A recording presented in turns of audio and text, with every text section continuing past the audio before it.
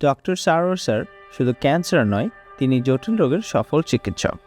Kidney failure, liver disease, tumour, gallstone, thalassemia, diabetes, তার উন্নত homeo চিকিৎসায় আল্লাহর রহমতে হাজারো রোগী সুস্থ হয়েছেন।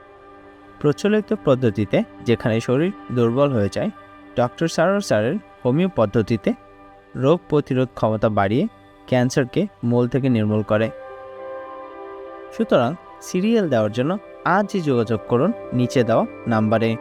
ডক্টর সারোয়ার স্যার রোগী দেখেন শনিবার থেকে সোমবার ঢাকা পল্টন এবং মঙ্গলবার থেকে বৃহস্পতিবার হবিগঞ্জ, সকাল 10টা থেকে সন্ধ্যা 6টা পর্যন্ত।